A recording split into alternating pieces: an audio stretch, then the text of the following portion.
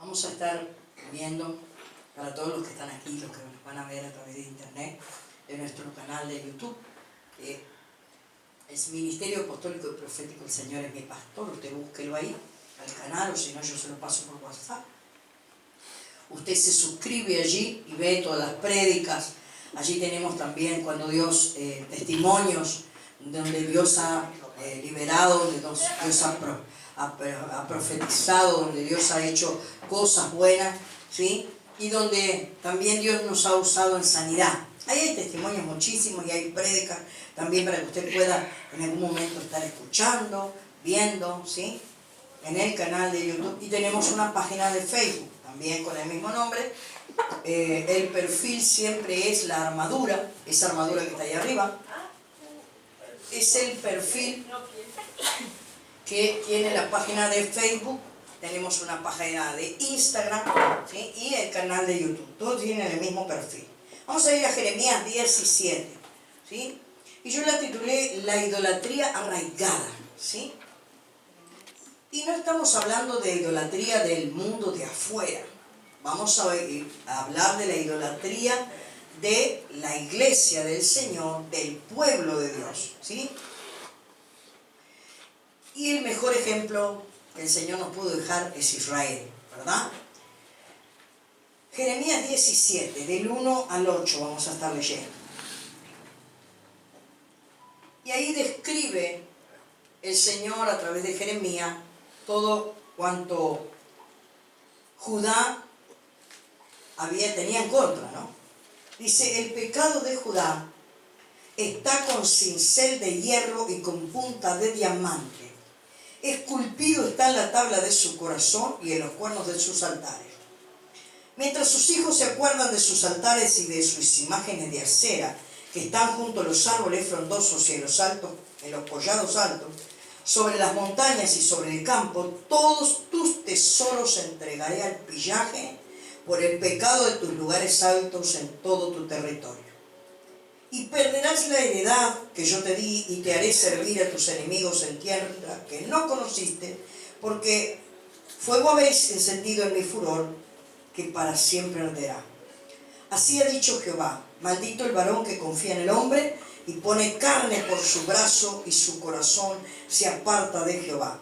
Será como la retama en el desierto y no verá cuando viene el bien, sino que morará en los sequedales en el desierto, en tierra despoblada y deshabitada. Bendito el varón que confía en Jehová y cuya confianza es Jehová, porque será como el árbol plantado junto a las aguas, que junto a la corriente echará sus raíces y no verá cuando viene el calor, sino que su hoja estará verde, y en el año de sequía no se fatigará ni dejará de dar fruto. Hasta ahí. Nos da dos tipos de creyentes, dos tipos de gente que hay dentro del pueblo, dos tipos de personas o familias que se manifiestan de una manera distinta, pero son pueblos de Dios, ¿sí? Ellos eran pueblo de Dios. Unos hacían alegrar el corazón del Señor y otros lo hacían enfadar, ¿sí? Por causa de esa idolatría que tenían. En el primer versículo vemos que la forma de la idolatría estaba arraigada en el corazón. Cuando él dice que estaba esculpida con cincel de hierro y con punta de diamante, como quien hace, la punta de diamante se utiliza para hacer un tallado, ¿sí? Dice que es tan fuerte la punta del diamante que va a la perfección tallando madera, vidrio, todo lo que sea que tiene que ser tallado, ¿ah? Entonces, dice que así estaba esculpida de esa manera la idolatría en el corazón del pueblo. Y estaba eso esculpido también en los cuernos de los altares. Tremendo. ¿Y qué puede haber en el corazón del hombre cuando está esa idolatría arraigada?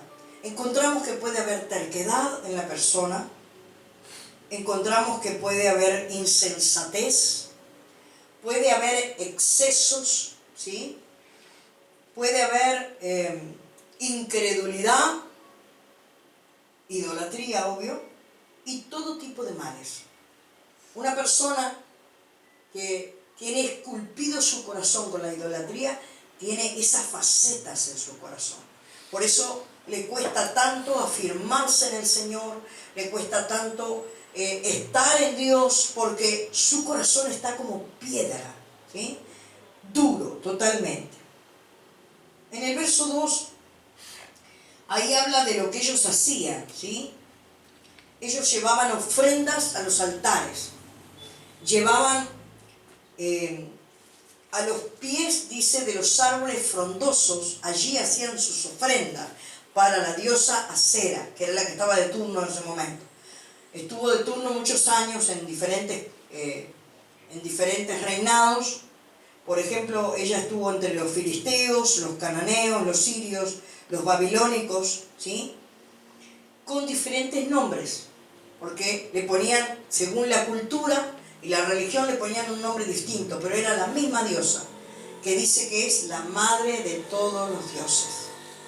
¿Acaso nosotros no conocemos a una que también en otra religión, que no es los babilónicos, no es nada, que también la llaman la madre de... Bueno, de ahora vemos de dónde procede esa madre, ¿no? De la diosa Acera. Y de acuerdo a la cultura de esos reinos, era la función que le adjudicaban a esa reina, ¿sí? O esa diosa. En el caso de los israelitas, ella estaba siendo usada como una diosa de la fecundidad, ¿sí? O sea que en sus altares allí había de todo tipo de cosas sexuales, ¿sí? Y ofrecimientos a través de los sacerdotes y de las sacerdotisas y las nodrizas, y vaya a saber cuántas isas había, y todos se hacían allí dentro de los templos, ¿ah? Entonces aquello era terrible. ¿Desde qué tiempo el pueblo empezó con este ídolo famoso de la reina, de la diosa Acera? En los tiempos de Moisés ya existía este tipo de adoración en esos lugares. La idolatría plagó a Israel después que muere Josué. Hasta Josué venían bien los israelitas, pero después que muere Josué, es como que se entregaron otra vez a la idolatría. Es como que Israel fue, volvió, vino, fue limpiado, santificado. Había reyes que establecían ayunos, que quitaban los lugares altos, derribaban mataban a todos los profetas, desaparecían todo, y un tiempo vivían en paz, bien, adoraban al Señor. Pero había otro tiempo que escogían un rey, o venía un rey que estaba totalmente idólatra y hacía caer al pueblo otra vez en toda la idolatría. En el tiempo de Salomón, también Salomón, por causa de tener tantas concubinas y mujeres, termina cediendo su vida a la idolatría de aquellas mujeres, porque no eran del pueblo, sino que eran de todos los lugares vecinos. Entonces ese hombre tuvo 1000 mujeres, ¿sí? Eran como 700 concubinas y 300 mujeres.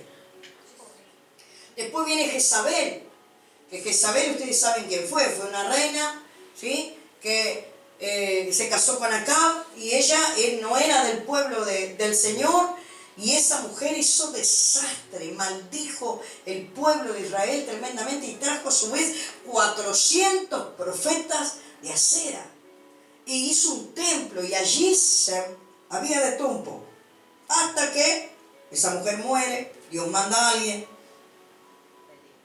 y ahí otra vez los reyes volvían a quitar los lugares altos, ¿sí? A limpiar los territorios, ¿sí?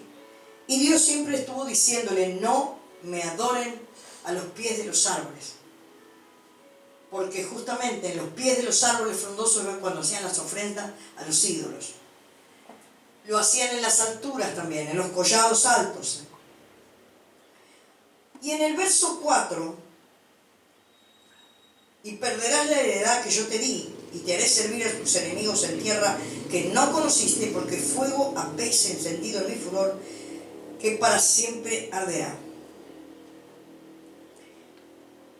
Él ahí explica de una manera que yo tuve que buscar un poco más lo que significa perder la heredad, ¿sí?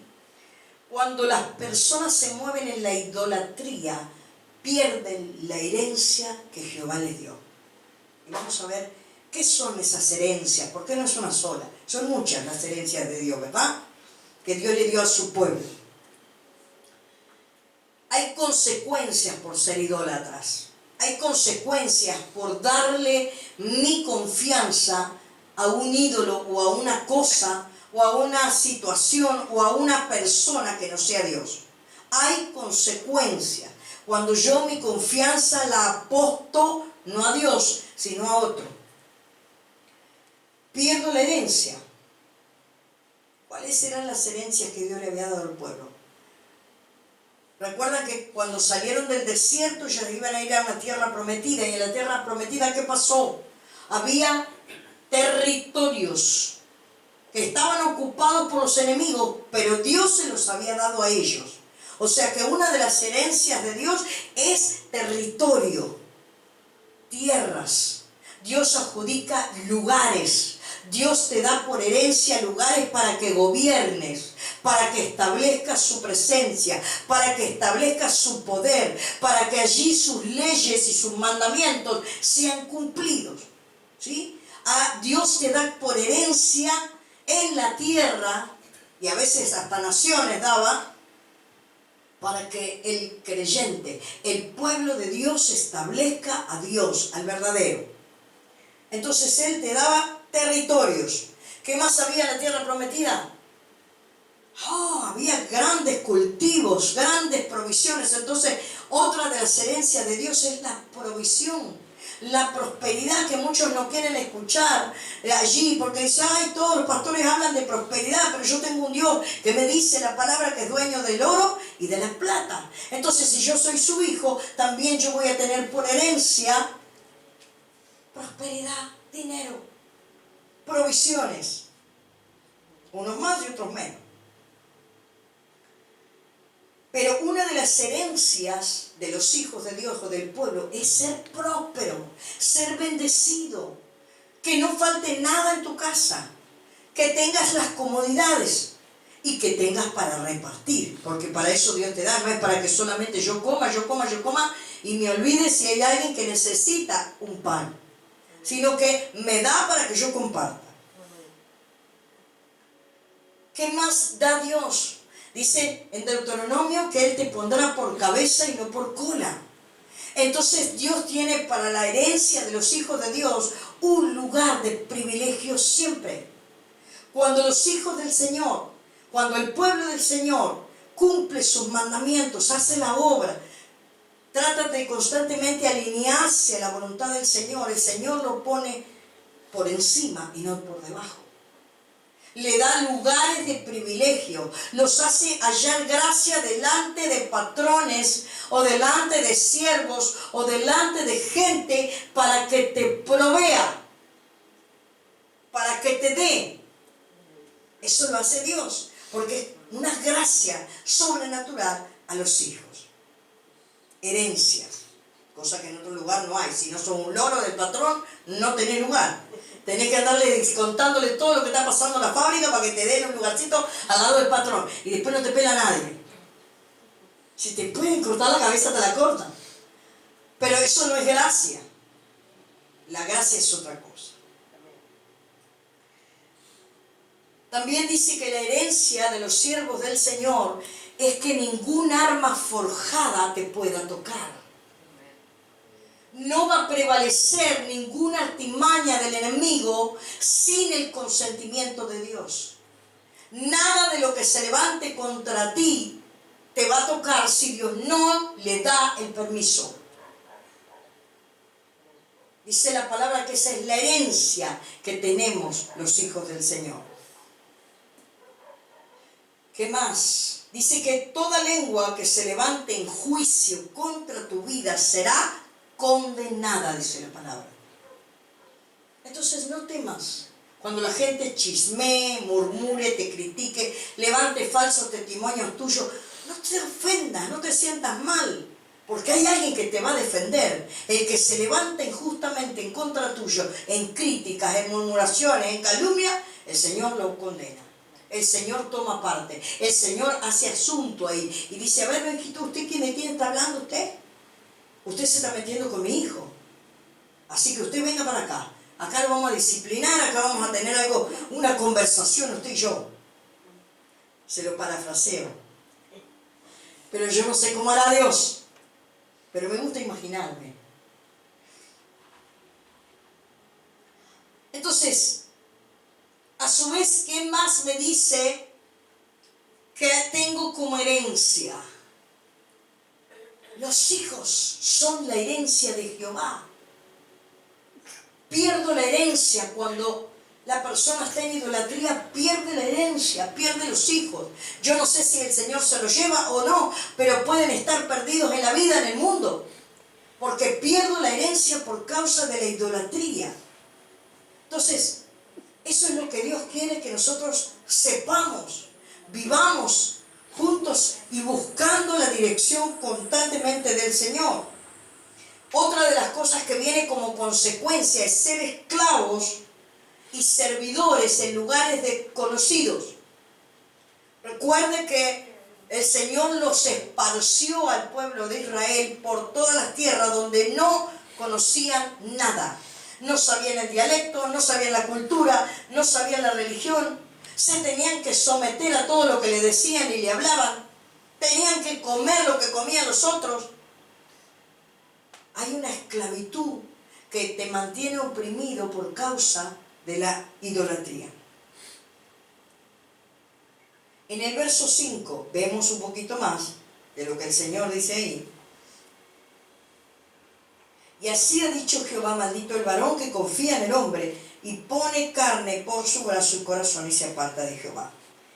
Si en este caso no entendimos cuál era la idolatría, el Señor está hablando que cuando yo me afirmo, cuando yo pongo toda mi confianza en personas, yo no estoy confiando en Dios, sino que estoy confiando en hombre. ¿Cuáles podrían ser entre nosotros en este tiempo las confianzas de los hombres? Le digo una. Cuando vamos al médico y yo estoy creyendo lo que el médico me dice. Estoy creyendo que me dio un pronóstico y ya sé lo que me va a decir, ya sé lo que me va a hacer. Y en vez de empezar a orar, en vez de empezar a clamar, a rechazar todo los pronósticos, no, yo ya me quedo, tomo todas las pastillas, hago todo lo que sea. Y en vez de decir, no, Señor, yo en algún momento de acá tengo que salir. Esto no es, porque mi confianza más fuerte tiene que estar en mi Dios. Aunque de repente nosotros le digamos, bueno, usted vaya, hágase examen, vaya, controle su vida, si usted tiene ciertos despilfarros en el cuerpo ahí que no andan bien, unos desórdenes, ¿sí? Sanguíneos, bueno, usted vaya al médico, hágase los exámenes. Pero en cuanto usted se sienta y los exámenes den que están bien, como decía un hermano ayer, dejé todo, porque estoy bien, no tengo nada. Todo lo que el enemigo y los médicos me quieren declarar es mentira. Entonces no ponemos más el brazo en los médicos. Que los médicos son buenos, sí. Ellos estudiaron, Dios les dio sabiduría para todo eso. Uno no descarta eso. Lo mismo si en algún momento hay que ir al psicólogo, al psiquiatra, bueno, pero usted no afirme toda su confianza en el médico. Afirme la confianza en aquel que le dio la libertad para creer. Hay otras personas, por ejemplo, en las cuales nosotros nos podemos afirmar. Cuando tenemos un patrón, ¿sí? Y un patrón bueno. Entonces uno constantemente está fijándose, o por lo menos pensando, o sosteniéndose en aquel trabajo. En vez de saber que es Dios quien me provee. Es Dios que me puso en ese lugar con ese patrón. Es Dios que me hizo hallar gracia con esa gente. Pero si yo empiezo a confiar de que es porque yo soy bueno, que yo cumplo, no falto, llego en hora, hago todo el trabajo bien, entonces tengo un buen patrón y me recuesto a ese patrón y confío en ese patrón plenamente. Eso es lo que Dios no quiere. Dios quiere que seas un hombre y un empleado de respeto, de honra, pero no afirmes tu brazo al hombre. Cuando las mujeres, por ejemplo, que hemos visto, muchas mujeres, su ídolo o su confianza fue su marido. Y un día el marido partió antes que ella. Y la persona quedó como que si había dejado de existir en la vida. Claro que sí, que pareciera que somos la mitad, se nos fue. Es cierto. ¿Pero por qué? Porque tal vez toda mi confianza estaba en el esposo. A su vez le pasa al hombre. Hay hombres que toda su confianza en la vida es su esposa. El día que su esposa faltó, es como que quedan sin rumbo en la vida. Entonces vos no tenés el rumbo de Cristo. Una cosa es el duelo y otra cosa es que tu vida no tenga sentido, no tengas esperanza, te quieras morir juntamente con la persona que se fue. ¿Y Dios para qué te deja? ¿Dios para qué te deja en la vida?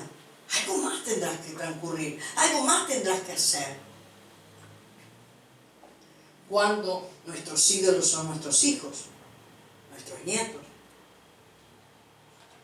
que solamente ellos mandan en casa, que se hace lo que ellos dicen, que nosotros no tenemos voz y voto, que hasta a veces interfieren en las cosas de la iglesia. Eso es idolatría. No estamos estableciendo como padres el límite que hay que hacer. Son hijos, no son los padres. Cuando nuestra mayor confianza está en los clientes, en las personas que tienen empresas, comercio, y están apoyados en los clientes. Entonces el día, vio de que del 15 al 20 en adelante es poca plata, bueno, ese día se desmoronan porque no entra nadie, se les cerraron las puertas y ya, toda la mañana no ha entrado nadie. ¿Por qué? Porque me estoy apoyando en el cliente. Mi provisión es el cliente. No, su provisión es Jehová. Y lo que no entra por la puerta del comercio va a entrar por alguna otra puerta, porque Dios te lo va a mandar. Eso es una palabra de confianza, de fe en el Dios en el cual creemos. Ninguna circunstancia que te rodee de derrota podrá hacerte disminuir tu fe. No tendría que pasar. Pero el pueblo de Israel hacía que viniera ese desánimo. Se desaparecían los reyes, aquellos que los llevaban al templo y hacían todas las cosas, y empezaban a ver que se hacían manifestaciones de los aceras y de aquí, de allá, y ofrendas, y allá iban todos juntos. Y dice, bueno, capaz que por acá conseguimos algo, porque nos está haciendo falta. La idolatría en la persona y en las cosas. Y esto hizo que Dios se enojara con el pueblo. Porque desde que Él los saca de Egipto, el pueblo, no había escritos, no tenían celular como nosotros en esta época, pero quedaba de la boca en boca de las maravillas que Dios había hecho cuando los sacó del pueblo de Egipto. Y todo lo que les habló al pueblo. Entonces ellos no tenían nada que decir que no tenían un Dios. Había un Dios, pero se olvidaban de aquello que Dios había hecho por ellos, constantemente. ¿Y usted cree que en este tiempo no hay gente que se olvida lo que Dios ha hecho por ellos? También lo hay dentro del pueblo. También hay gente que se olvida desde el momento que entró a Cristo todas las bendiciones que Dios le dio. Y llegado un momento me voy detrás de un Dios o detrás de alguien para que me supla lo que me está faltando, y me olvido que tengo un Dios que provee, que tengo un Dios que me ama, un Dios que me va a libertar.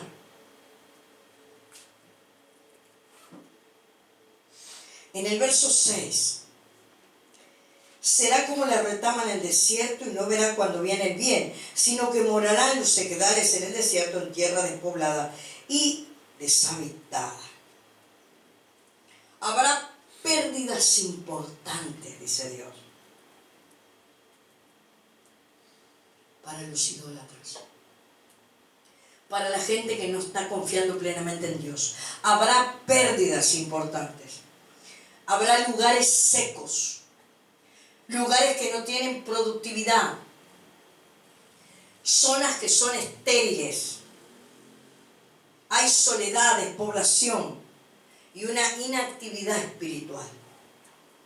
Esos son consecuencias de perder la herencia que Dios nos ha dado. Yo no quiero perder esa herencia y espero que usted tampoco lo pierda. Siempre se agarre y se aferre del Señor constantemente para no perder el rumbo, para no perder el lineamiento, para no perder la visión de quién es usted en Cristo. Pero en el verso 7 y 8, y ahí es la parte que más me gusta: bendito el varón que confía en Jehová y cuya confianza es Jehová. Cuando dice el varón, también involucra a la mujer. Porque será como el árbol plantado junto a las aguas, que junto a la corriente echará sus raíces y no verá cuando viene el calor, sino que su hoja estará verde y en el año de sequía no se fatigará ni dejará de dar su fruto. Los que ponen su confianza son bienaventurados. ¿Qué es ser una persona bienaventurada? Es una persona bendecida, es una persona feliz, es una persona que se siente protegida, es una persona que se siente segura de quién es y con quién está. El bienaventurado es sanado, el bienaventurado es libertado, el bienaventurado es puesto en alto. El bienaventurado es una persona que tiene privilegios de parte de Dios y lo hace delante de los hombres. El bienaventurado es una persona llena de gracia, de favor del cielo. Usted no ha visto que de repente dice, y a este, mira cómo Dios lo bendice. Y uno tal vez lo ve que dice, me parece que nos llena mucho las expectativas como pueblo de Dios, como creyente, como que fuera, pero sin embargo, Dios lo bendice, está lleno de la gracia del Señor. El poder de Dios está con ellos y la herencia no la pierde aquel que está como el árbol plantado a las corrientes de agua. Dice que su hoja no cae y siempre dan fruto. No es que por temporada dan fruto como lo que es terrenal, ¿sí? Hay frutos que son de verano, frutos que son de invierno, y en el resto de la temporada ese árbol no da fruto, no. Aquí en las cosas del Señor espiritual dice que damos en cada temporada, damos fruto. Amén. ¿Cuántos quieren ser esos hombres y mujeres de fruto? Amén. Y todo lo que hace prospera. Esa es la parte que más me gusta. Que todo donde yo pongo mis manos, todo prospera. Me pongo a vender algo y prospero. Me pongo a trabajar en algo y doy fruto. Me pongo a hacer algo y produce.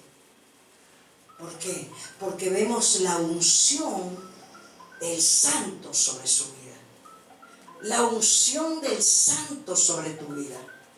Entonces, esa unción, ese poder, esa gracia, ese favor, es la herencia que tienes en la tierra. Tanto natural como espiritual. Porque también Él te llena de sabiduría. El hijo bienaventurado es lleno de sabiduría. Lo vemos hasta en los niños. Niños, hijos de creyentes, que los llevan a la escuela, los llevan a la iglesia de temprana edad. El niño tiene un despertar en su mente, en su forma de hablar, y que se nota delante de todos los niños de la escuela. Porque habla diferente. Entiende distinto. Capta las cosas espirituales mucho más que el resto. Hay una herencia bendecida, bienaventurada, para todos aquellos que somos hijos del Señor y que hacemos las cosas correctamente. Nuestra confianza está en Dios. Y dice a su vez que toda la sequía, la improductividad que hay sobre la tierra, la esterilidad que puede haber en la tierra, la sequía, la falta de lluvia, de prosperidad, eso no va a afectar a aquel hombre y a aquella mujer que son bienaventurados, sino que nosotros estaremos siempre productivos, prósperos en las manos del Señor. Amén. Hasta aquí vamos a ir con esta palabra.